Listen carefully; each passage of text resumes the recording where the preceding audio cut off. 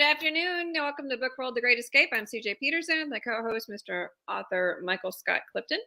And today is June 1st. It is the first day of my birthday month celebration. Yes, I do celebrate the entire month of June. And this year is my big 5-0. And so, it's going to have to be big. That's just how it is.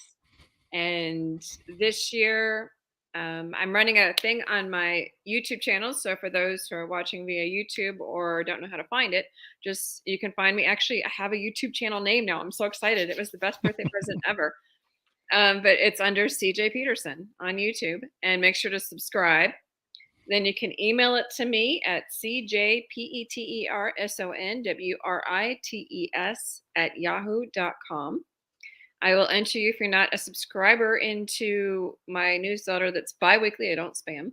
I'll enter you into that. And then you're entered into the Wheel of Names. And live on the 29th of July, I will spin the Wheel of Names on my YouTube channel, and we'll see who will win a $10 Amazon gift card. So it's like easy peasy, like easy money right there. How are you doing today, sir? Doing great. Doing great. It's a beautiful day. Wind stopped blowing for a change. Sorry, what was that? I said it's doing great. I've been working out in the yard a lot. I have a big vegetable garden, so I dug up all my potatoes and got some squash and cucumbers, and I run a little. It's a hobby, but I sell some of the produce, especially the potatoes and stuff. So and the winds finally stopped blowing, so maybe we're in for a few days of wind-free weather. So we'll see. Well, I know we're supposed to have rain in the next few days. And for those who are not Texans or south of the Mason-Dixon line, pray for us. We are not okay. We've already hit 90-degree temperatures in Yeah. May, and that is not cool at all. I think we just kind No. of skipped over spring. So it's brutal. We need rain, so any way we can get it. Definitely. Well, do you have any book shows coming up? I do. This Saturday, I'll be with a few other East Texas authors, Patty Weisman and Dana Wayne. We are all going to be at the San Augustine Main Street Heritage Festival, which is in San Augustine, Texas. And all the authors will actually be in the courthouse. It is an outside venue, but the authors will actually be inside, which I am very grateful for, as you had mentioned, because of the weather and how hot it's already become. So if go inside, get cooled down, check out some books. And this is my first time to go, so I'm excited to be part of it. Awesome. So today we're going to be talking about heroes and anti-heroes. Yep. So why don't you explain to those who are listening what exactly that means first? Okay. Well, I've got a cheat sheet. Okay, so I think most people are pretty familiar with a hero. You know, Superman is a hero. Batman is a hero. Marvel, G.I. Joe is a hero. So heroes are fairly easy to identify and to characterize. Anti-heroes, on the other hand, are quite a bit different. So I took a cheat sheet and I kind of looked around, Googled anti-hero just to see what some of the descriptions were on Google. And the one I liked the best was this one. So here goes. An anti-hero is a central character in a story, movie, or drama who lacks conventional heroic attributes. What are some examples of modern day anti-heroes? Well, you may be familiar with Walter White. Walter White is the character on Breaking Bad. He's the guy that's a cancer that is dying of cancer, who is making meth in his basement of his house in order to raise money to help support his family when he's gone. And of course, Tony Soprano of The Sopranos is an anti-hero. Some of the ones that I thought of, both in popular TV shows and in books and fiction, Forrest Gump. Forrest Gump is an anti-hero. If you've ever seen the TV show Monk, Monk is an anti-hero. If you're familiar with Jim Butcher's series, The Dresden Files, Harry Dresden is an anti-hero. And of course, my all-time favorite anti-heroes would be Bilbo and Frodo Baggins from the Lord of the Rings trilogy. Mhm. So those are all examples of anti-heroes, both in television, movies, and in literature. Well, and we even talked last week when I interviewed DC Gomez's book. Her character is the anti-hero. It's like you don't expect this waitress from Texarkana who ends up being, Death's intern to turn into this big badass character, and she really is. But she kind of slowly grows into that part. And when you can Right. follow the character's arc of where they start off and where they end, it will start off normal. It's kind of like my Christian sci-fi books. A lot of the kids, the first kids that are mentioned, are more along the hero line because they have these special gifts. Yet the youth group kids that come along and help out are like the anti-heroes because they have no gifts and they're amongst these people who do, and they could easily get their neck snapped, but they do it anyway. And that, makes them a hero. Your character in your Conquest of the Veil series, she Right. starts off as a pretty much anti-hero. She's like Right. bottom of the bottom. It's interesting because I was thinking my very first book I wrote, The Treasure Hunt Club, the characters in there, uh, Nick Hollister is definitely uh, the definition of an anti-hero. Mhm, His character is someone whose luck only runs one way. It's all bad. He he's always trying to find shortcuts through life that never work out. He can't hold a job. He can't keep a relationship. So imagine what a character like that could do if mhm, they found a magical book that can locate anything down through history that's ever been lost. mhm. And I'll tell you, it's uh, I don't know how you feel about in your writing with your character, CJ, but I think that anti-heroes are a whole lot funner to write about Yes. than your traditional heroes. Mhm. That overcoming their own failings to be able to still achieve things that the heroes just do by reflex. You Mhm. know, Yeah, and I like it because it's not predictable. right? In my Grace Restored series, character Katie McKenna starts off. She's in a domestic violence situation from her father, and she grows into a pretty punchy little thing. She's feisty, and it's like you don't. I try to write unpredictable, and so sometimes like her guy ends up being this FBI agent who comes in as a hero. And so you expect him to do well, but you don't really expect her to grow as much as she grows. And so it's like when they can see the arc, it almost empowers people of like, well, they did that. I could probably do that too.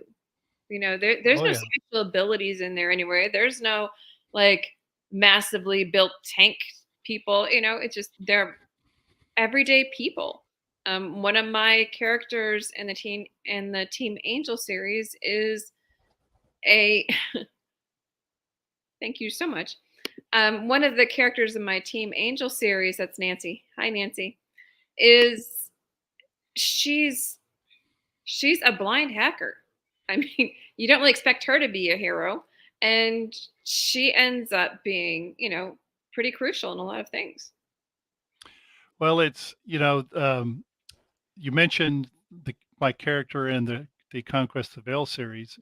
Um, my experience in public education, of course, I've seen thousands of kids down through the years that just run the gamut from the popular all-star jock to and cheerleader to the wallflower that you barely even know is there because they never say anything or do anything. So um, what I tried to do in the series, the character Mona Parker, uh, who swaps her life for another person and ends up in a magical world as Alexandria Duvalier, taking somebody who has absolutely zero qualifications to do great things for anything. Okay. Just absolutely nothing.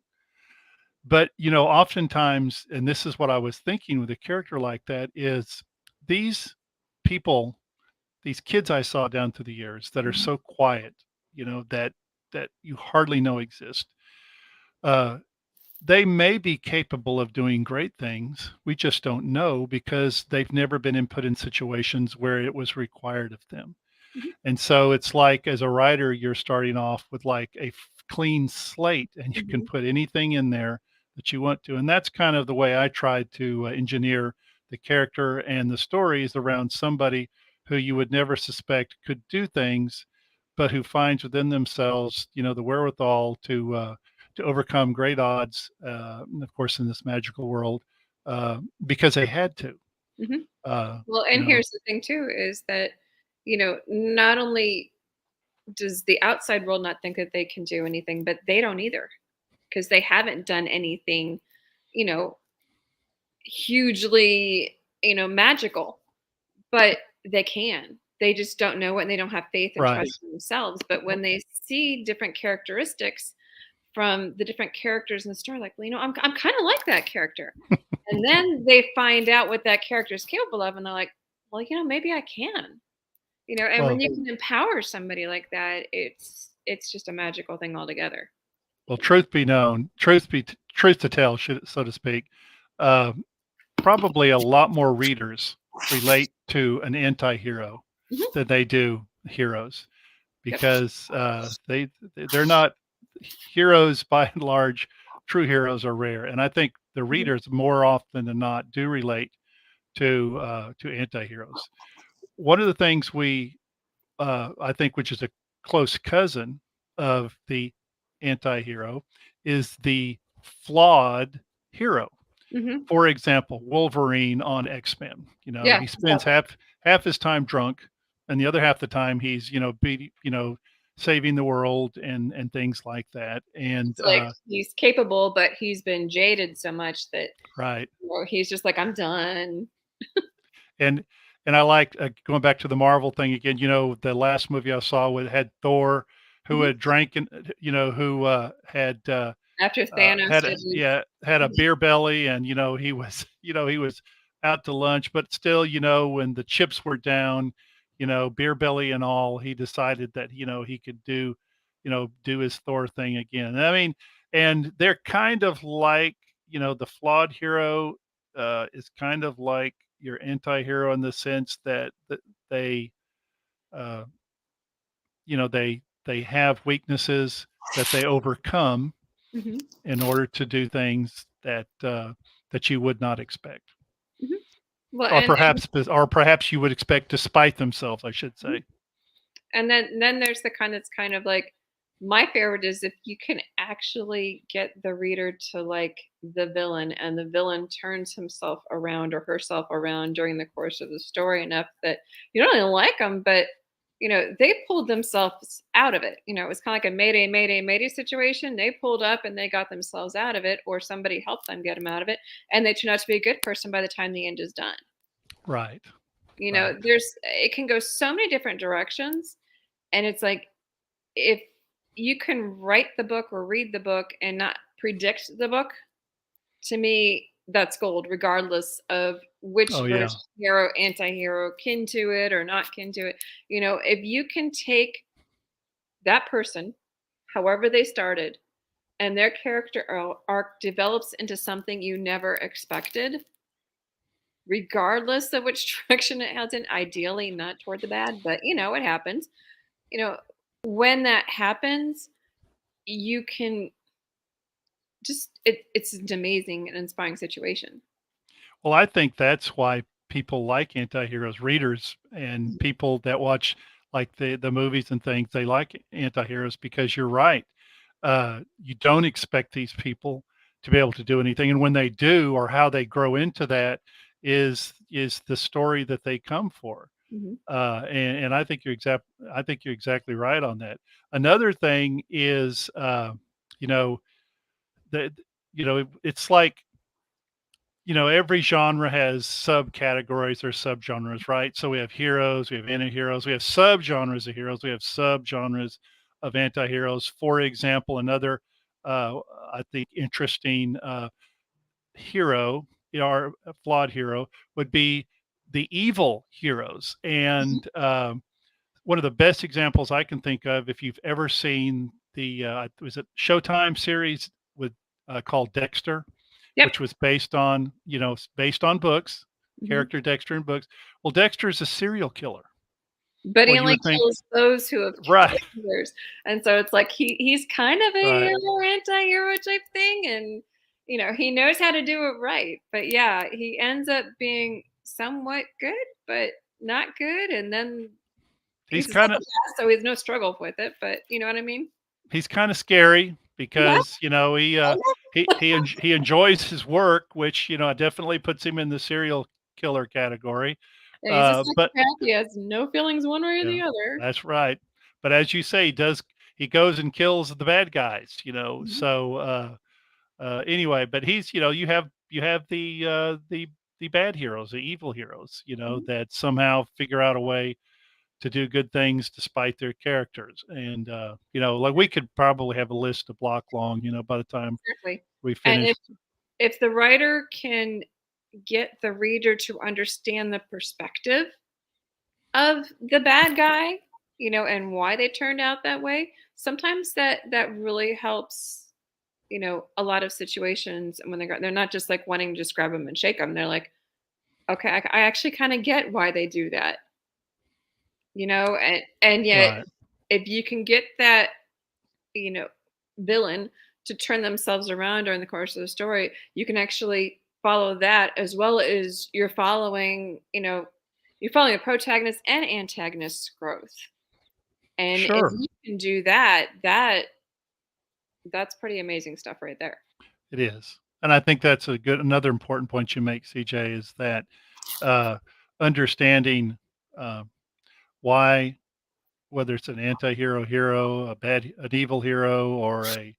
a reluctant hero, why they are the way they are, uh, gives you an understanding of their character. And again, we using Dexter.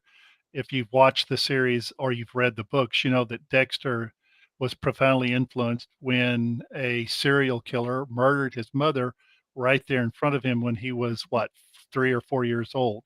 He was And young, yeah. yeah, and so it affected him for the rest of his life. And he Mhm. turns out to be a serial killer who goes after bad guys. Yeah. But it's like we're so used to seeing heroes like firemen or policemen just run in and do their thing. And it's like when you're reading a book and the author can get into the mind of that firefighter or the hero and realize that, you know what, they're actually Hmm. scared, but they do it anyway. That puts it to a whole nother level. Yeah, they're heroes, but they're heroes despite their fear. Even military people running in despite their fear. And it's not a story, but an example would be the shooting last week in Texas. There was an agent who was nearby, and despite the fact they kept telling him don't go in, he went in and he stopped it. Saved He was lives. probably terrified, but he did it Right. anyway because there were children's lives in danger. And when you can put the reader in that mindset and they can actually physically understand it, it's like you're bringing the character down to their level. The hero's up here, but you're bringing them down to this level where they're a little bit more relatable. And it, the I think people, I think readers, people again who like to follow certain authors Hmm. and certain characters. Every book is going to have. It doesn't matter whether it doesn't really matter the genre, whether it be historical fiction, historical romance, science fiction, fantasy, science fiction, whatever.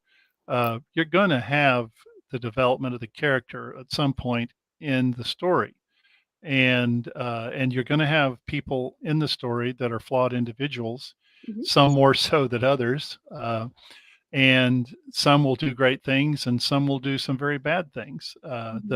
The cast of characters may change, but the general setting or the general themes, while you can tweak them, they're always going to be followed. But I will say on heroes, and I think I'm not saying any kind of thing that's not everyone doesn't already know, especially authors. It's that uh, when you write, Hmm.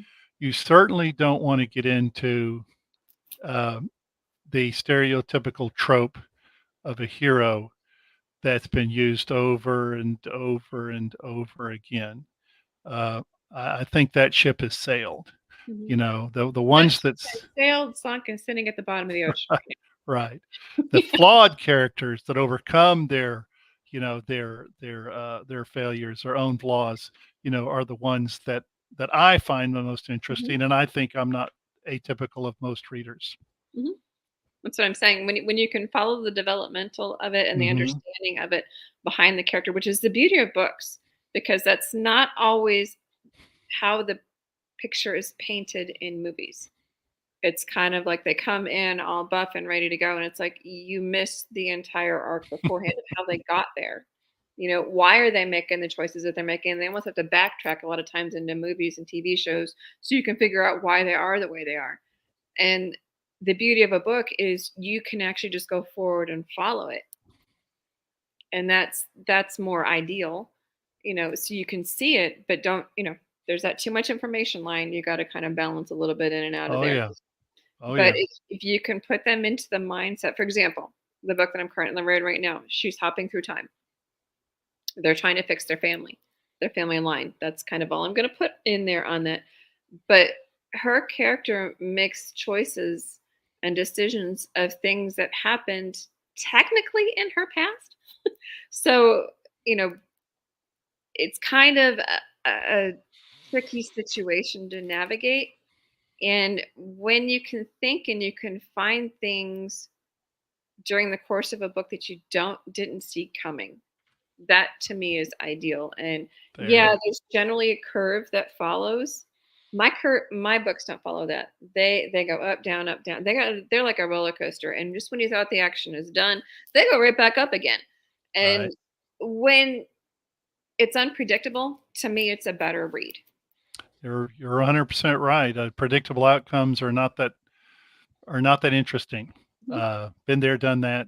So if you, as you said, if you can have outcomes that the reader did not see coming, mhm. that's what really makes for a good read. Yeah, and especially Uh, if it's like throughout the thing. And if you can understand the character's perspective, regardless if they are hero, anti-hero, kin to villain, whatever, if you can put them in those characters' footsteps, then you've done your job well. and I'm excited because I'm finishing my fourth and last book in the Conquest of the Veil series. It's about Mhm, 95% finished, um, and and uh, it's been quite a journey. And maybe a topic for a future book world episode at some point. mhm, But what I've really enjoyed is development of the characters from the first book and the first page of the first book to uh, to now, mhm, and uh, and and things that, again, that you never would have expected that these characters could do, and hopefully it's not an outcome that is too predictable that you wouldn't have seen coming as well. mhm. Exactly. And that's what, like I said, that's ideal because if you I always go with this theory, and some people understand it, some people don't. No tears from the writer, no tears from the reader. No laughter from the writer, no laughter from the reader. No surprise from the writer, no surprise from the reader. If you can do that and do it well, then you've done your job well. That's right. That is right. And I guess that's why we write, isn't it, CJ? Mhm. Is for those purposes, those reasons. I mean, yeah, I love getting those messages of you did not just do this in this book that I'm reading. And I'm just like, well, yes, I did. And I own that. And I did it on purpose. You Don't know? you don't you dare kill that person.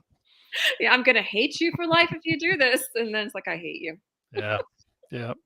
That's awesome.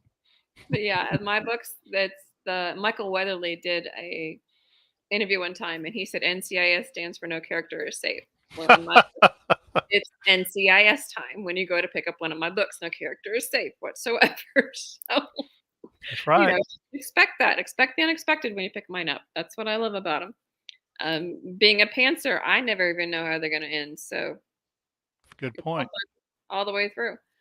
So in the next few weeks, we have a few things. I'm going to give you the upcoming schedule. Um, Next week, we have Miss Linda Pirtle is coming. She's going to be talking about cozy mysteries, which is a huge genre. So I'm really excited to have her on. On the 15th of June, we are going to not have a book world. There's a schedule conflict. On the 22nd of June, we're going to have Jana Morrow come to talk about beta readers. We've kind of touched a little bit on that subject. She's going to go a lot more in depth on it. And then on the 29th, we're going to have our favorite week. It's going to be book review week. So I'm super excited. So anyway, anything you'd like to add about heroes and anti-heroes before we jump off of here? No, it's a big topic. We could probably talk about it for hours and barely scratch the surface. So Definitely. maybe So, we offered a few nuggets that are yeah, useful. I mean, I think it's for some readers as well as for writers. The readers can actually understand, what the writing process kind of looks like behind the scenes on, what maybe an author's thinking at the time they read a book of what are you thinking for this? And I hope it helps authors as well to kind of maybe challenge to write those characters that people aren't expecting. Because Yep. it's that surprise factor. Like Nancy said, I love those I didn't see that coming moments in a book. I Mm-hmm. mean, I love them in shows that we watch. Stranger Things, there's a lot of times I'm like, dang, I did not see that coming, and that just came out this last week. It's like Reacher's another one. Did not see Mm-hmm. that coming, that show. And it's Yeah. like when you can find characters in stories that are like that, you just Reacher is a great example of a anti-hero almost in like a in hero that in went yeah, anti-hero yeah, that went in back to in all caps, Mhm. yeah, yeah. Reluctant anti-hero, but yeah, Roller with coaster hero. flaws. So yeah, and Yeah, that's a brilliant one. yeah, Witcher is another good one. yeah. There's a lot of anti-heroes in those. And it's like when you can find a really good example of it, hone in on it, keep it. Samwise Gamgee in The Hobbit. He's totally anti-hero, but Reluctant he's a heroes, yeah, hero. Yeah. And yeah. so when you can find those, hold on to those and read everything that the author has written. So until next time, we'll see you back here next week with Ms. Linda Pirtle talking cozy mysteries. Same time, same place, YouTube on Mike's YouTube, my YouTube, and also on Facebook Live.